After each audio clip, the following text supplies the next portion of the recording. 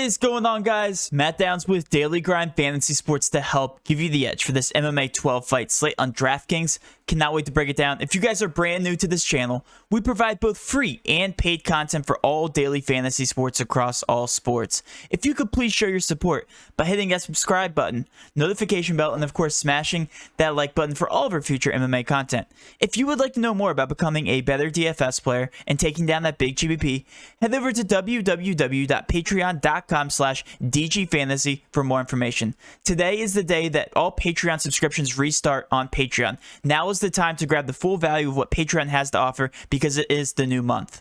On Patreon, we give advanced cheat sheets for all DFS sports on DraftKings. These cheat sheets include updated projections, ownership, and our overall favorite plays from slate to slate. We take it a step further by teaching you how to play fantasy sports like a shark, by showing you where the best leverage spots are to put you in the best spots to take down tourneys. Also included is our private Discord chat where you get to talk over the slate with everyone, including our coaches, to help build your lineups. And now let's go ahead and dive right into this MMA slate, as always, with Kevin.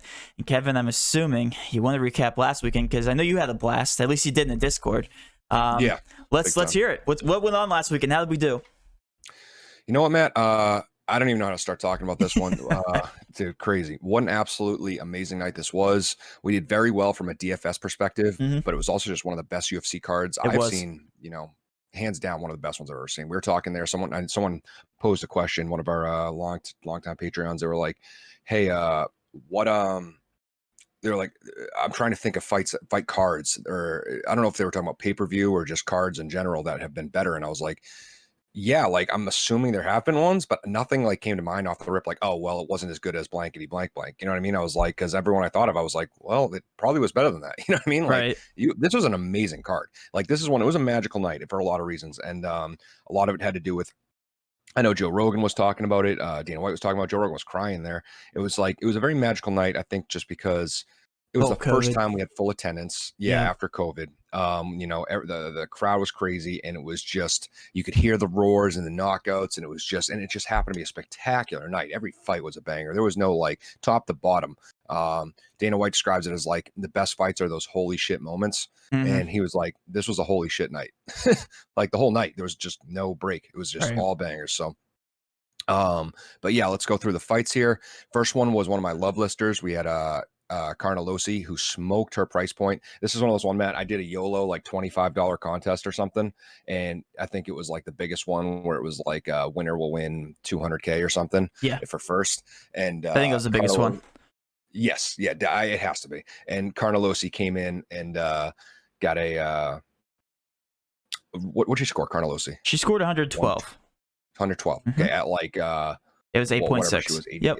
Was she in the optimal? She was not, and again, it's just because the lineup construction was maxed out. 49.9 was the optimal, and because of that, you had to get the right pieces. You just had to. It's funny. I had a feeling it was going to be one of those kind of nights, just because of how many good top heavy people were and good punts. So I ended up.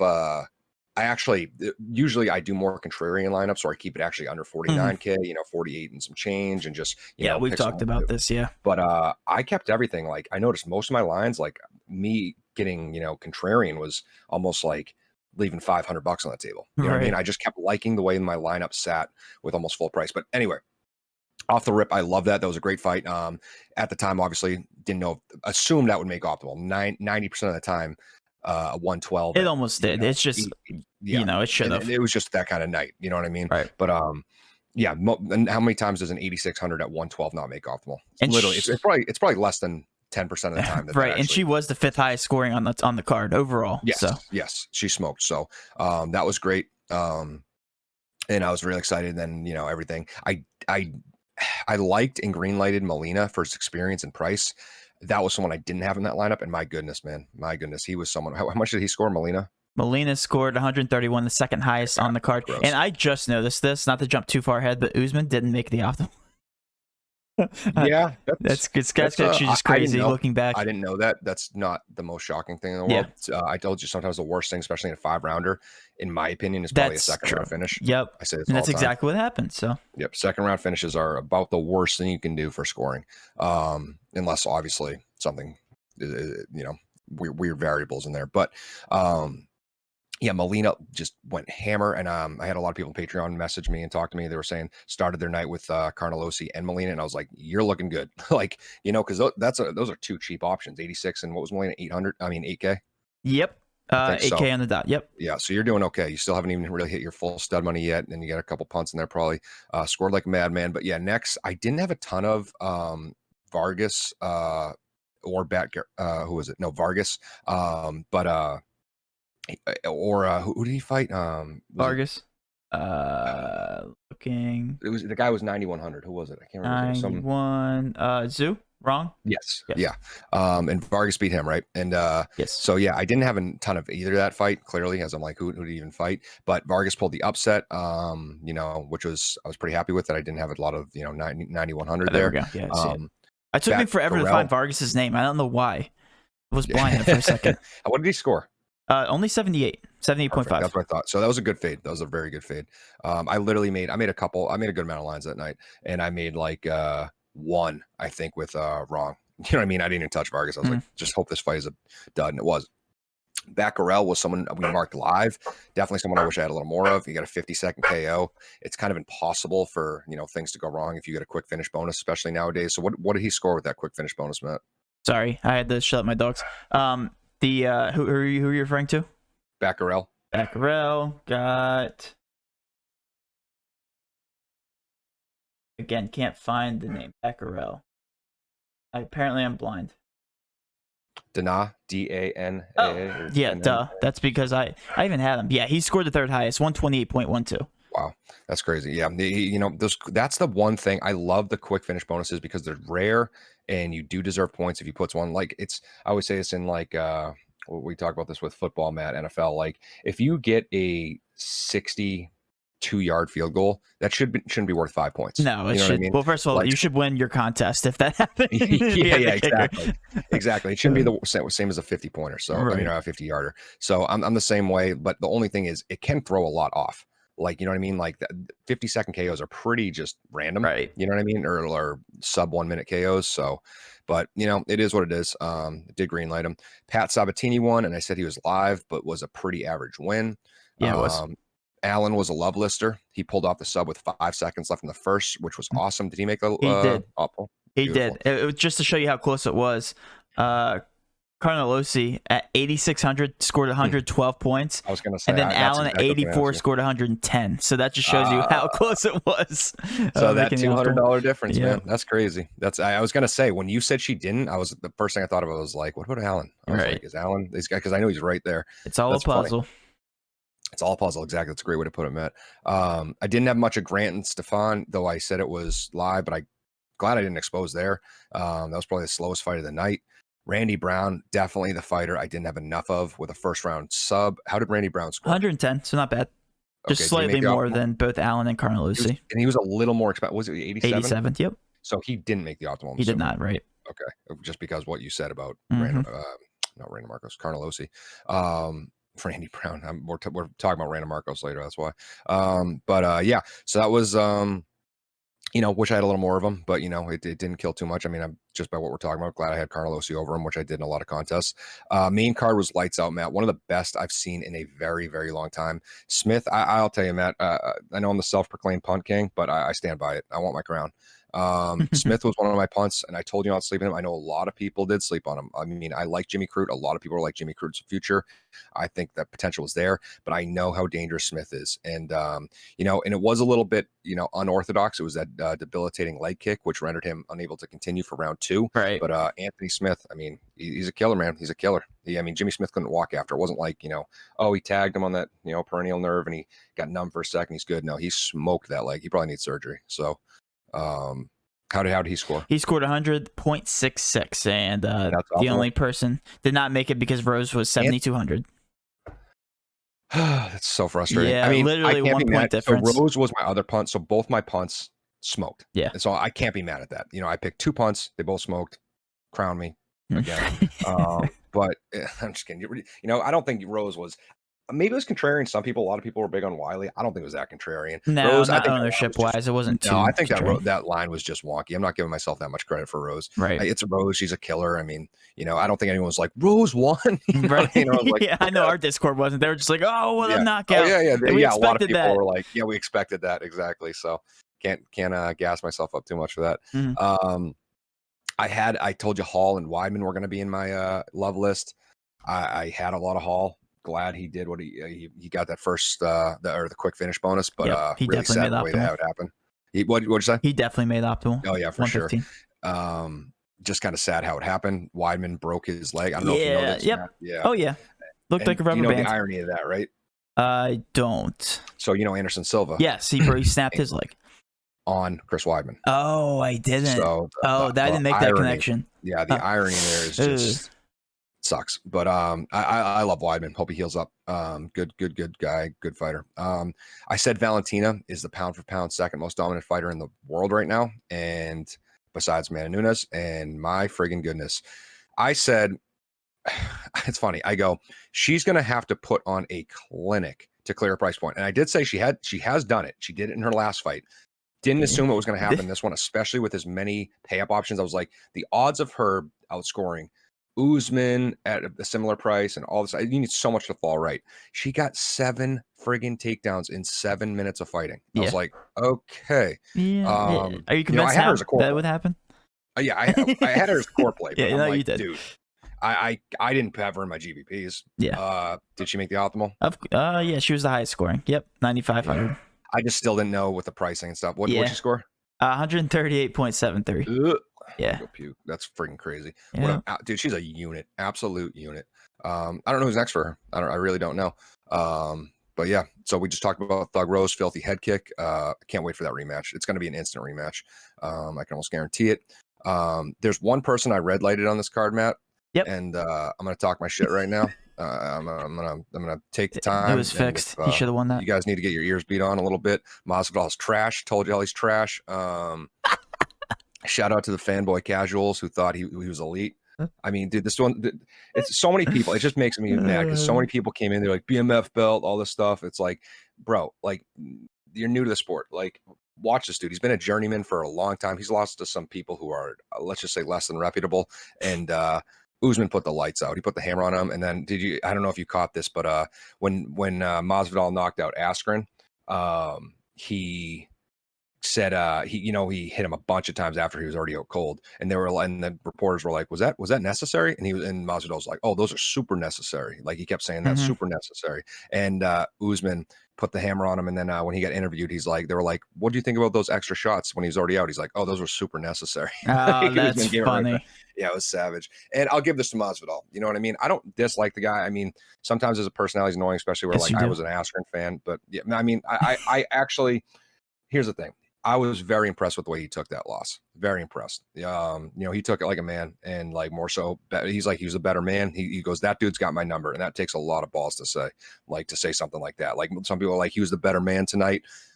That's kind of like a cop out. Like, you know what I mean? For him to say that dude's got my number, I was actually very impressed with that because that takes a lot of balls. So he has my respect. And I hope you know what I think would be an awesome fight, man. I'll friggin' drop the wallet on would be him and Connor. I don't know why no one's talking about I was literally just about to say that. I was like, wait, they're in the same weight class, right? Yeah, they are. I'm a wrestler. I'm a wrestling coach, big wrestling fan. There will be no wrestling in that fight, and I will open up the purse for that one. I don't understand why that fight doesn't happen. It just makes so much sense. They're both kind of out of the contender spot now, right? But they're both super big draws. That could be one of those low key, like they do it and it sells more than I don't even know. That would be low key. I think that would easily. Yeah, exactly. So I don't understand why no one's talking about that. People are talking about Usman versus Connor, and I'm like, yeah, I think if Khabib did that at 55 to Connor, Usman's gonna do even worse. Yeah. But I'm like, Masvidal and Connor makes sense. Who am I? I'm talking MMA right now, and I am actually formulating an opinion. I love it, man. Have an opinion. Talk your shit. I say stuff about basketball. I'm like, the orange thing goes in the hole, right? You know what I mean? That's what she said. So anyway, let's get into it. Kevin's on one today. All right, can't wait to hear these breakdowns. Let's go. 261 was wild. So yeah, first fight of the night, Luke Sanders, Felipe Colares. This one's a double green off the rip, Matt. Not my favorite fight of all time, as both guys are pretty 50-50 fighters who tend to be fairly volatile, but I do see some potential here. They come in at good pricing on a super high price slate, and they're polar opposites in terms of style. So I like Sanders as the favorite. I do think he's a better fighter. I can't ignore the fact that he has 3 losses in the UFC by way of submission, all different submissions too. So it just kind of shows like this dude, clearly has some issues on the ground. And that doesn't bode super well against Felipe Colares, who has chokes like you read about. So I think this one is a sneaky target, Matt, kind of similar to the fight last week, that Carnelossi one that just started off the card, and people were probably a little underexposed to, because it could make or break you early. But I think this one's very live. All right, and just like that, ownership's very low, as we can expect on the very first fight. Usually is. I'll give you guys a benchmark for anybody watching. I usually give the top 6 percentage ownerships over the whole card. The top 6 give you a good idea of who's going to be chalk and who's going to be not. The benchmark percentage is going to be anything lower than 31.4% ownership, and it is pretty evenly distributed. So it'd be interesting to see where your thought process is here, Kevin, throughout the entire card. Sanders is 24.1% ownership, and Colares is 23.8%. So it's pretty split, like literally right down the center. And I'm assuming because the line's pretty close, and it's a huge price discrepancy here between $7,500 $8,700. At least that's what I'm looking at from a casual perspective. Yeah, it's interesting, Matt. I mean, there's a lot of mixed matches on this card. Yeah, like I said, there's a lot of pay up options on this card, and some of them aren't great. So explains the ownership. It's an interesting card. It's going to be a very I think it's not cut and dry, which is good. I think there's going to be a lot of volatility in this card. There's not your top heavy guys. The most talented fighter on the card, I mean, is probably one of the guys in the main event. But after that, it's like, I think we get there's some good guys, but it's not like, even the ones who are like, I have a high opinion, not to jump too far down the line, I have a high opinion of Merab Dvalishvili, but he's fighting Cody Stamann. Cody Stamann's good. Giga Chikadze's pretty good, but he's fighting Cup Swanson. Like, I mean? Like, there's a lot of good fights on this card. So yeah, cool. No guarantees. Moving on. By the way, are we green lightning or red light? Sorry, that's double green. Double green off the rip.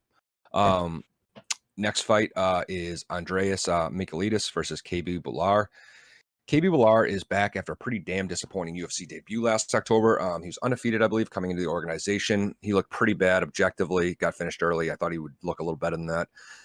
Mikulidas is also coming off a pretty awful debut where he got put away as well. So it's like, I do like this fight, Matt, and I'll mark it green for both. Here's the thing. It had loveless potential for the finish chance alone, especially with the pace that Mikulidas brings. But I'm a little confused at the line here. I mean, you got a fighter who's 0-1 in the UFC with all 4 of his losses coming by way of knockout as a very heavy favorite against someone in a similar situation who KB Bular has hands too. So it's like, I don't understand quite why the line is like this, which makes it annoying. I just wish this was more middle of the road pricing, or I could fit them both in. I don't want to pay up for Andreas. I think he could make the optimal very easily. It's just, I don't want to pay $9,100 for him a ton. I guess that makes KB a little more intriguing. But I do also like Andreas more. I just wish it was like, 77 or 78 for KB Bular, and then whatever, 84, 85 for Andreas. I think that's more appropriate. Right. This line makes it tough. Gun to my head, I really do think this ends within the distance, though, Matt, in a finish. So you got to think, if I do really think this ends in the finish, makes it a better chance of not. It makes optimal, especially on this card. Right. And, got to target it, right? Well, then you'll love to hear the ownership, because it's actually very, very low based on everything you just said. Mikulidas at 20.8% ownership, which is lower than the last 2 fighters alone. And then Bular at 7%. That is the second lowest on the card. Damn. Yeah. A lot of leverage here. I get why. I mean, he might be a bum. It's really hard to tell. Like I said, pretty awful debut. But like I said, whether one's a bum, they're both talented, they're both bums, this probably still ends in a finish. So sometimes you got to look at that. You know what I mean? Like take a step back and stop overthinking it. You know what I mean? So, and that means you need exposure. Maybe not overexposed, but you need exposure. Especially at your ownership. Moving on, but that's good volatility for big tourneys. Moving on, we got Loma, Lookboonmee. Or Lookboonmee, if you're into it. Yeah, I don't even. That's not even a real name. What's a real? It's not. So no, that's the thing. So that's not a real last name. She changed her last name. Yeah, I don't know, dude. So I'm so confused. She's from Thailand, and like a lot of like the Asian fighters have like like Wiley Zhang, like Zhang Wiley, or like however that goes. But her name, it's not even like that. So her professional name is Loma Lookboonmee, but she Can I just like take this person out of the player pool just because this is taking me off? So this is the like talk about confusing. I don't know this. I'm just gonna call her Tom because I don't really know. So her name is Loma Lookboonmee. In boxing, she fought under the name Kanda Por Muganpech, and then she changed her name to Kanda Koit Jim, and her real born name is Sufisara Konlak. So she has like 4 literal names, and then she also goes by Loma Sitauju. So someone who speaks Thai, please, I need some sort of clarity in this. I'm rooting against her now. She's out of my player pool. You can't come in with 5 names. No, you can't. But this is going to be a big red light for your boy. Okay, so you actually hate him. Okay. Yeah, I actually did. Dude, her price is crazy. Sam Hughes is a tough girl, but not a great fighter. I mean, she had like a 1-3 AMI record, for Pete's sake. I mean, that's friggin' awful. She didn't impress me too much in her UFC debut either, and I think she loses this. Loma is a good fighter, despite her 50 names, and is a very good kickboxer, good stand-up. She should win this. I mean, for that reason alone, maybe throw in cash games a little bit. Maybe she'll carry big ownership, but her volume isn't anywhere high enough to clear that price point. Right. And she just straight up doesn't finish fights. So, I mean, hence the plus 190. Usually, even with a women's fight like this, you usually see a slightly better finish chance if someone is that heavy of a favorite. But this is pretty clear-cut red for me, Matt. Yeah, showing 26.4%, 26.8% owned, and then Hughes 5.2%. So combined ownership-wise, I think this is one of the lowest on the card. Still, the last fight does trump it in terms of ownership. They're both, the last fight's still lower than this one, which is mind-boggling based on everything that you just said. Yeah, that's still not cash-worthy, I guess. So yeah, maybe just super fade. Yeah, could be. All right, trust me, I already did. I exited. Like, oh, no, we're there. Yeah. All right, cool. Moving on, we got Kai Kamaka and TJ Brown. I don't know what kind of chance in this fight TJ necessarily has, Matt. But I will tell you this: if he wins, it probably will be a finish. So that's worth the green for me at his pricing. Just looking right now. You know what? I'm gonna Loveless this one because if Brown wins, he gets the finish. Kai got finished in his last fight, but honestly, I think he is a Lovelister in a weird way. I don't love him being the favorite necessarily with that. But I love the pricing. And like I said, if Brown wins, it should be a finish. Mm-hmm. And Kai isn't a good finisher, but he has a very good volume in his striking and a strong background in wrestling. So I think he could be a sneaky play who, just takes him down, just becomes an issue. And, could be a sneaky, very high score. So I do like this fight. Interesting. Kamaka is at 38.8% owned, so the 4th highest on the card. Pretty high owned there. At his price, like $8,400. I can get behind that. Kind of makes sense. And then TJ Brown, $7,800. You're gonna love to hear this. Ownership 25%. So below that limit. GPP potential, and it sounds like you like him in even more in terms of upside. Yeah. What was? One second. I just want to see something here. 38.8. So Kamaka's fight, his first UFC fight. Oh, his last one was Jonathan Pierce. I think it's because the one in Tony Kelly. I remember 115. So UFC 252. Yeah, score? I've got 115 points. I'm looking at the stats right now. Okay. I was just curious what his volume was. How many takedowns? Does it say how many takedowns he got in that? How many takedowns? Takedowns 5. 5. Yeah. So I mean, like I said, he's got good wrestling. That wrestlers break slates. That's probably where it's at. I'm very surprised at that ownership, Matt. Very surprised. And I get like with those 5 takedowns. I think it's just because of his price tag, honestly. Yeah. I mean, that's very easy to fit in there for a pretty good chance to win. 167. I also think, he has that Marab effect but he's definitely a poor man's Marab where he can, take him down, put a clinic on him, and just you almost want a decision. Right. That's interesting. That threw me for a loop, that ownership, Matt. Okay. I'm very, very surprised at that. I think it's strictly because of his price tag, but yeah.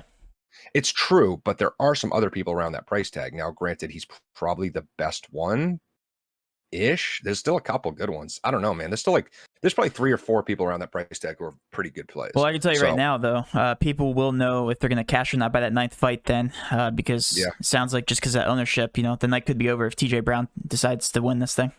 Yeah, that's odd, man. That's odd. Definitely throw me for a loop. Moving on, we have Gabriel Benitez versus Jonathan Pierce. Another love lister for sure. I like both sides of this, though. I am a little inclined to favor the vet and Gabriel Benitez. I do think, he should win this fight, but Pierce has some sneaky power and should be worth a couple lineup spots. We saw Pierce knock out the previously mentioned Kai Kamaka, Matt. He was actually Kai Kamaka's last fight, and that was a good showing for Pierce. His fight before that against my old jiu-jitsu coach, Joe Lozon, was pretty ugly because I can tell you objectively, Joe Lozon is that was his last fight. I think he was old. You know what I mean? And I kind of didn't assume that Jonathan Pierce would get the crap kicked out of him that bad. Right. You know, so that was interesting. That was interesting. So I still am kind of perplexed about Jonathan Pierce. Like I said, he looked good against Kai Kamaka. So I'm not, but I do know Benitez has some, you know, he's crafty vet. He has some games. So I am slightly inclined to lean on Benitez, but he looked awesome against Justin James in his last fight. Big power, pretty damn good grappler too. I think I'm going to target a fair bit of this fight, Matt. And then of my ownership of this fight, not saying it's going to be 100%, but of my ownership, I'm probably going to do a 75 to 25% ratio with Benitez being the 75. Interesting. So you'll go overexposed Benitez. I think it is. Yes, 36.4% owned, 5th highest on the card. So people seems like they're agreeing with you there. And then Pierce at 24.1. So seems underowned. Yeah, I think it's a great target then. I mean, take Pierce. I mean, that's still higher than I thought, I guess, on Pierce. I mean, this is a really good finish chance alone, so that's good. Yeah, not too much to say there. Good fight. Gabriel, 68% chance to win, so it's a decent percentage. Yeah, I mean, I like that. I mean, I had him at 75 to 25% ratio. That kind and of it sounds like about right there. Yeah, it sounds like you're agreeing with Vegas. Yep, I'm a little higher on Benitez. Moving on, we have Random Marcos versus Luana Pinheiro.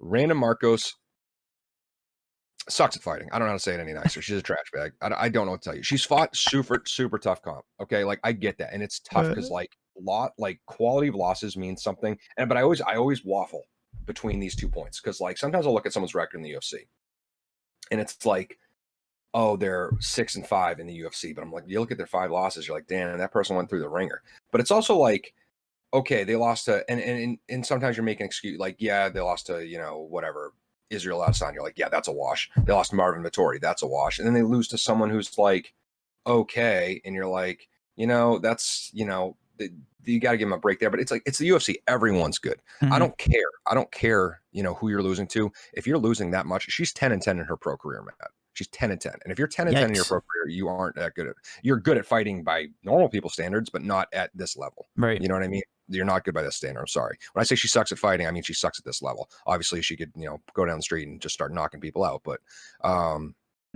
she's lost 4 of her last 5 fights. I don't want her. She also has one finish win in her 16 UFC fights. Oops. So let's hope this isn't some fluke night, and let's just mark Random Marcos red. Okay. I don't need her ruining Makes sense for me. I think Luana is the best pick for women's fighters on this card. She's making her UFC debut, which is scary, but has been lights out throughout her career and looked awesome on the Contender Series. She's a great finisher, and she's going to be green for me. Interesting. Okay. Luana at 24.9% ownership and Marcos at 10.9%. So it seems even over-owned in your standards. 10.9%, you know, would be lower on most people. Because Luana, doesn't have the UFC experience on stuff. But again, not like Random Marcos is this UFC killer, you know what I mean? So it's like, but you've liked what you've seen from Luana. I do. She's been a killer. She actually has been a killer outside the organization. So for sure. Moving on, another girls fight. We got Polyana Patella versus Luana Carolina. Another terrible girls fight. It just isn't last week. We had 3 absolute amazing bangers for the girls fights. This is not one of those cards. You're comparing in your head is what you're doing. Mentally, I know, just comparing. I'm trying not to because like they were so good. The freaking Carnelossi fight, the two title fights. It's just, this is not that. And I think it's as the women's divisions are still growing, Matt. It's still a newer sport. I mean, this is what the men's divisions looked like a couple years ago because it was still a new sport. It's still a newer sport for women. You know what I mean? And MMA is a new sport. It's only been around for technically, you know, I mean, there's been forms of it, but if you want to be like realistic about it, not literal, 20 something years, you know what I mean? So it's like, and same with women's MMA. It's only been really taken seriously for the past 10-ish years, maybe a little less even. So we're seeing the top heavy people are very talented, but the majority has to catch up. You know what I mean? Right. And that's where like now the men's division is finally there where, you know, the 50th guy at the weight class is a pretty big stud, but I don't think we're there yet for a lot of the women's divisions, but they'll get there. But this is one of those fights, you know, we got Polyana Patella versus another Luana Carolina. Interesting. It's not like a common name either. Yeah, I know. That's why I was like I actually, when I first did this, I actually was like, I screwed up. I looked at Pinheiro first for Patella and I was like, wait, hold up. I would still assume one of those 3 women's fights makes the optimal, but Patella will be yellow for me. She does have big power, which is promising. I am scared of when it gets to the ground for her, as we have seen her struggle, though. That being said, she might not have too much to worry about with Luana, who got knee barred in a minute in her last fight, so I guess she's yellow too, but a little closer to red. I don't know, man. I guess double yellow this. What's the ownership here? She got 1 point last time. Interesting. Yeah, I don't think I've ever seen that. Really. At that point, just give me 0. That's just a slap in the face. Yeah, exactly. I don't even want the 1. Take it back. All right. Patella at 30.9. So that's right below that cusp. So it looks like people don't know what to do with this. I'm assuming it's a little bit higher just because of that $8,900 price tag. Very easy to pay down to, I guess you could say, if you're pivoting off somebody with the 9K in the 9K range. Carolina here, $7,300 and 14.3% ownership. I would probably heavy fade Patella now that you're telling me. That's pretty high. Yeah, it's right there. It's right in that cusp. And yeah, again, I think people are just looking at that line and comparing it with the price, and you're like, I can get decent value there. Yeah, that's pretty high. I don't know, maybe not full fade, but definitely. For GBPs, it sounds like you could. Yeah, it's just that's high, and I don't expect her to make the optimal. This is a plus 230 finish chance, Matt. Oh, that's very high. Yes, on a fight that is pretty volatile. You don't know what's going to happen, so could be slow paced. Yeah. So after hearing that, do you want a red light or do you want to keep it yellow? Keep it yellow, but I mean, so Patella was like yellow to green. Luana was yellow to red. Now they're both like more like yellow to red. Yellow to red. I mean? Got it. So orangish. Moving on, we have Dvalishvili versus Cody Stamann. It's interesting. Ownership is very interesting on this one. I'm curious because this is tough. I like this fight a lot. I think you could take both sides. I think both are going to make my love list for good reason. Merab is probably the highest ceiling fighter on this slate. Okay. I mean, you can't say that explains it then. With the old scoring system, without even giving control time and points per every strike, I don't know. You have his previous scoring on there. I'm sure you have it. What was his ridiculous scoring day? 173. Yeah, once. But I think, have we seen over 200? I think we have. No, we haven't. No, that's it. That's the highest one. The highest one I remember besides that was probably Peter Yan at like 150 or something versus who was it? Aldo, I think it was. Something like that. I don't know. That's dude, what? 173 is a joke, and it probably would have been higher with the new scoring. What did he get? 15 takedowns or something? It was a joke. He got 13 takedowns. Yeah, 13. Wait, no. He got 18 and 13 were succeeded. I guess that's what it is. 18. It says 18 or it says 13 dash 18. I don't know what that means. For takedowns. 18 attempts, 13 takedowns. Right. Yeah, succeeded on 13. So yeah, you got 13. They also had advances back there. Like if you advance position, they'd give you points. So that might have helped this scoring a little bit too. I don't know. It's hard to tell if you would have done better or worse with the new scoring. But yeah, crazy high ceiling. Guy's a freak. Crazy wrestling. And I know he didn't do as well last time, but that was against Dodson, who has some of the best takedown defense in MMA. And he still took him down a bunch. And I also think I remember he got like 4 takedowns or something. I was like, they definitely should have had 6. They didn't count 2 that were like very obvious. That being said, Cody Stamann, good wrestler as well. Does have a high school wrestling background, but I would still expect Merab as a higher level than him. And I would still expect to see Cody Stamann on his ass a couple times during this fight. I do think Cody's a very good fighter. He's not a run-through kind of guy. I have a high opinion of both these guys. So just on that note alone, I think Cody is not going to get I'm not going to say he couldn't just get whitewashed in this, just completely just rolled. But I definitely think he's live. I think Cody's live. Shot, is what you're saying. Yeah, I think he has a shot. I do. I think he's a very good fighter. And then Merab, if he wins, obviously, I think he's got a very good chance to clear that price point. This is the first time ever I've seen the highest owned fighter outside of the main event that didn't have other main events with it. So like the last card we were looking at, right? Title fights. Yep. This is the highest owned guy in the slate. Kevin, 45.2% ownership on Merab, 20.5 on Stamann. It's like night and day there. So, what was 20.5?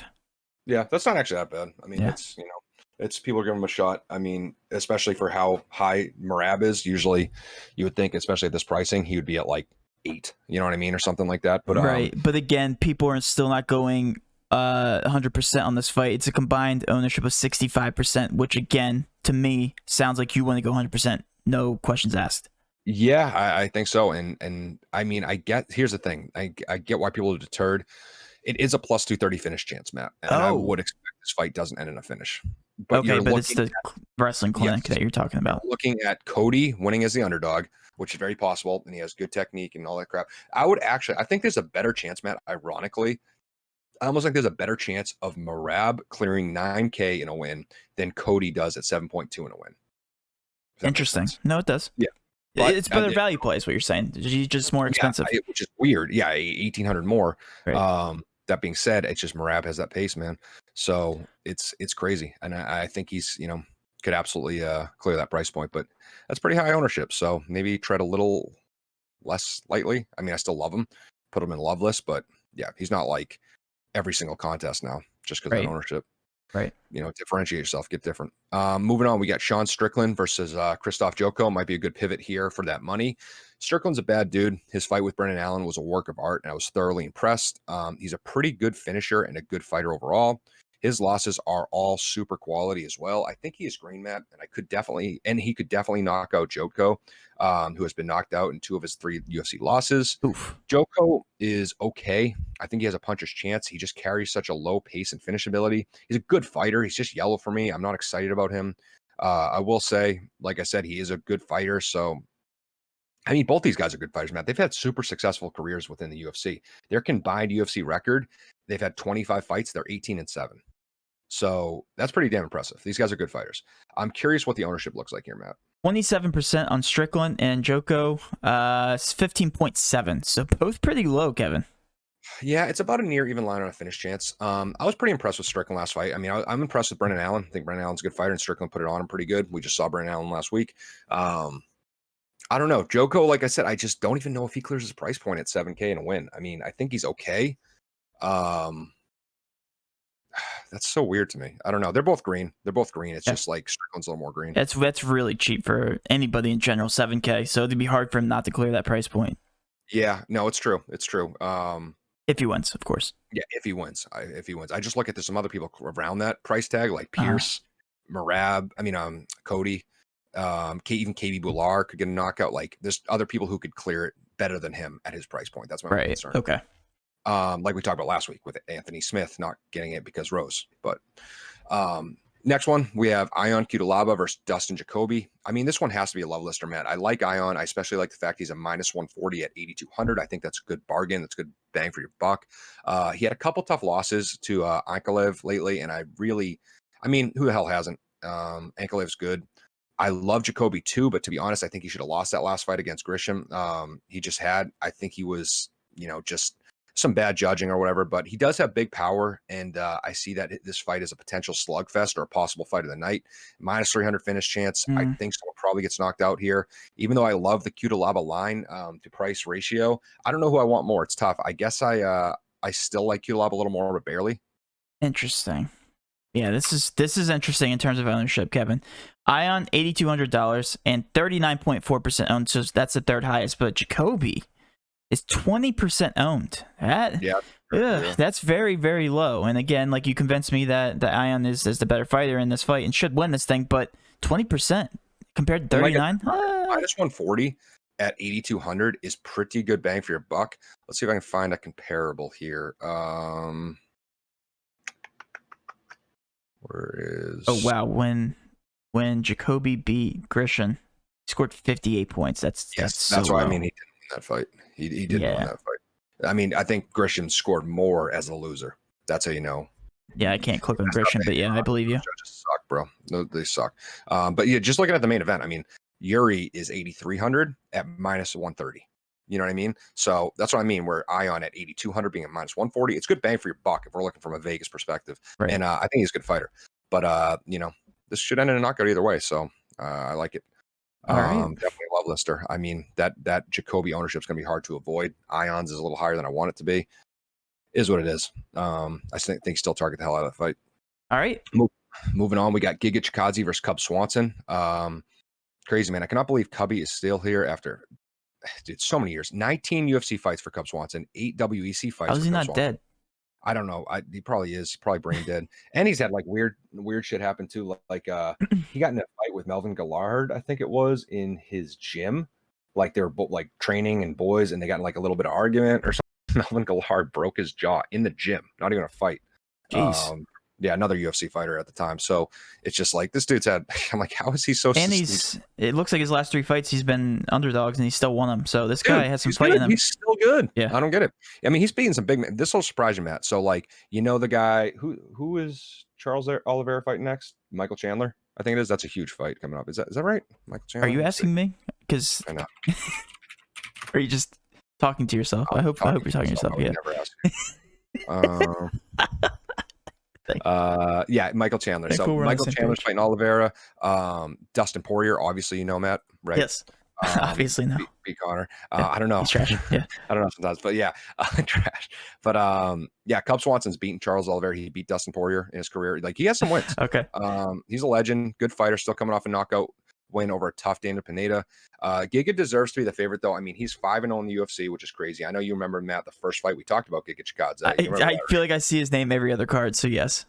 Twice, I think he's pulled out too. So it seems like he's fought like 5 times. Yeah, we've had this conversation. I just see it again. I just ignore it. He's on every card, and he's got a weird ass name, so it just sticks out. It does. But yeah, he's good, Matt. He just this is an interesting fight. Both have knockout power. Both are crafty strikers who can get the job done in this decision as well. They aren't known for crazy high paces, but at that price, you never know. It doesn't take much to make the optimal depending on the night. I'll double green it, Matt, but I definitely want to look this one over some more as well, especially as we get closer to lock. Okay. This is interesting. 29% on Chikadze and on Swanson 15.1. Very interesting there. What's the finish chance on this again? Plus 130. I don't have. Oh, okay. Wow, there's really not too many finishability fights, like high finishabilities. And the ones that are like, there's a couple. It's weird. It's like there's only one that's like minus 130, and then it's minus 210, minus 185. Minus 300, minus 300. They're not convincing. So it's like, right. Two or three are, and then it's like, it's almost a coin flip after that. Yeah, exactly. So it's weird. So these plus 130s and stuff like that. I don't know. That's why it's like you have to take the ones that like Cutelaba and Jacoby, and even if it's not best fighters in the world, right? I don't know what happens with Chikadze and Swanson. That's such a weird fight. So you're a fan of this card in general, just because there's a lot of wrestlers on it. There's a lot of wrestlers, but there's a lot of volatility too. I mean, to be honest, man, there's a couple wrestlers like Marab and Kamaka and all that stuff. But it's just a lot of people who strike and don't do much with their striking. Like, you know what I mean? So it's weird. They're calculated. Like calculated. Like they're good winners, like Jotko and like stuff like that. Like he's a calculated striker. People would love Loma Lookboonmee. Like I just said, she's a very good striker, but she's finished. I don't want to hear her name again. Just Boonmee or Boon you. But yeah, we got Austin Powers thing. You see that? Yes. Yeah. You're just on one today. I'm just laughing at what you're doing on this. Yeah, I definitely need some more sleep. But yeah, overtired. But yeah, I mean that one's live. But yeah, I don't think we need to talk about it too much more. Like I said, that's just a weird one. I got to think about that one a little more. Cub Swanson is just like he should be out the door, but he's not quite yet, which makes him live. Giga's pretty good. I mean, 5-0 in the UFC, man. I'm assuming he's going to win that fight. I'm just going to assume it. Yeah. Moving on, we got Dominic Reyes versus Yuri Prochazka. Obviously, a banger here in Love Lister, Matt. I don't get cute. It's two massive dudes who hit like Mack trucks at the best pricing you can afford. 5-round fight. This is a clear cut. It's clear cut, Matt. I love both. We'll take both. Now, here's my personal contrarian take. I think you'd go 100% on this fight, Matt. Again, 12 fight slate. You go 100%. Okay. No questions. Here's my contrarian take. I am taking about 75% Reyes on this one. He's coming off a knockout loss from Jan, which is not the best confidence instiller in the world, but I do have faith in Reyes and his ability. Yuri's a turd. I don't like him personality wise, but that's not swaying my opinion. I mean, he's an absolute unit with that special kind of knockout power you rarely see in a fighter, man. Even in the entire fight game, you don't see power. I mean, everyone has power, but this dude just touches people and they fall down. Right. I'm going to say this though. He looked like shit against Vulcan. He was losing that fight. I know he got the KO, but he was 100% losing that fight. And I think Reyes is better than Vulcan, Reyes beat Vulcan. So I think he's definitely better than Vulcan, but interesting. I don't know. Reyes has, what'd you say? I said interesting. Just interesting. Yeah, and Reyes has beat some super studs. He's only lost to Jan and John Jones, and the John Jones fight, everyone knows, could have gone his way. Very, very close fight against the GOAT, or one of the GOATs. And either way, you need this fight, and it's the best target by far. I think, And Yuri could come out and put the lights out, especially after Dominic Reyes coming off that knockout loss.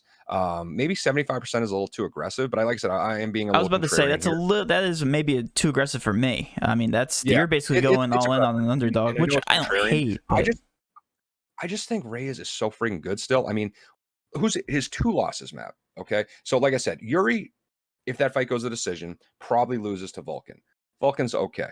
You know what I mean? Reyes, it's context, Matt. Like I said, like losses are context. Reyes, I know he got the lights put out, but Jan just beat Izzy, someone who people thought was on the way to be possibly the next GOAT. You know what I mean? And that put, even though it was a weight class up, that put Izzy on, you know, that set him back. That might be the blemish that causes him to never be considered the GOAT. Right. You know what I mean? Like, seriously, that's all it takes.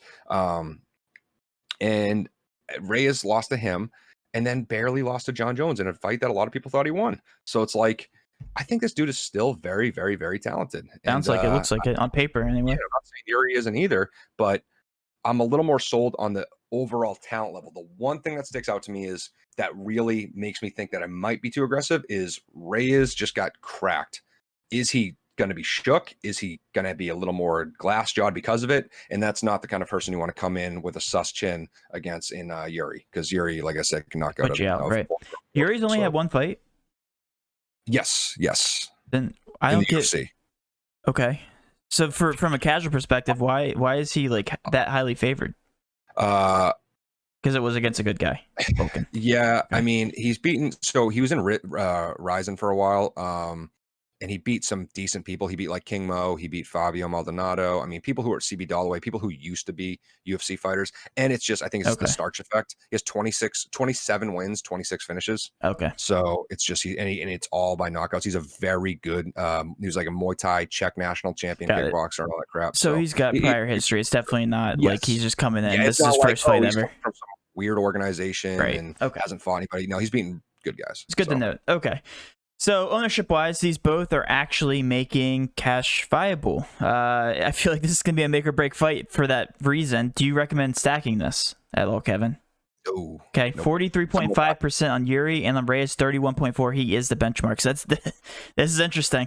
Very interesting. Yeah, I love that fight. Like, again, contrarian would be a little bit more more Reyes. Well, then here you go. Here you go. You want my contrarian take? You go 100% on Yuri and cash, and then you go 100% on Reyes and GBPs. There you go. Like there's a contrarian, and again, Reyes, I would be the least surprised boy in the world if Reyes goes out there and gets hit hard and just dies. But I just think there's a chance. You know what I mean? I think there's a chance that he puts it on him and just could be, you know, very, very high scoring, and not even like a puncher's chance. I think it's like a 50-50. You can't convince me either way that someone has the advantage here. And when that's the case, and someone's $400 cheaper, you know, obviously I'm going to lean towards them. Yeah. All right. I agree. We're on the same page here. Kevin, let's bring it home. We got about, wow, this is a long one. We got 4 minutes left until 50 minutes. So let's just try to hit that 50 mark. I got to get out of here. So, core plays and fights, Reyes and Yuri. I literally wrote that as the core play, just that whole fight. It should end in a finish. Would not stack. Amazing pricing, but it is a 5-rounder, so you know definitely want that. GBP plays Kamaka and Brown. I see a very obvious path for both men to clear their price points. Still a little shocked at the ownership by Kamaka. Benitez and Pierce, lots of finish potential, and I do like Benitez a little more. Merab, best pace on the card, highest ceiling. No surprise to me that he's the highest one on the slate. Still got to take some pieces of him because even if you want to fade him, 45% have him, and he scores 120 points, you're going to be kicking yourself. Ion and Jacoby, I think someone gets slept here and has awesome pricing. And then lastly, Cody Stamann. Stamann, I think has a good chance to win that fight against Merab. All right. And just like that, guys, Patreon restarts tomorrow. If you guys want updated ownerships, these are all subject to change. Anything you watch in this video is not set in stone. We update these in the morning right before the fights. So again, we change our stances on this. Kevin's definitely changed his stances based on the ownership changes. And of course, if there's ever pullouts. So guys, sign up for Patreon today. $20 a month gives you access to all that. A private Discord chat where you get to talk to Kevin, me, and some other guys before the fight. And here are our final stances. That being said, hopefully you guys did enjoy this video. If you did, please do hit that subscription button, notification bell, and of course smash that like button for all of our future MMA content. With all that being said, have a great rest of your day. Let's cash.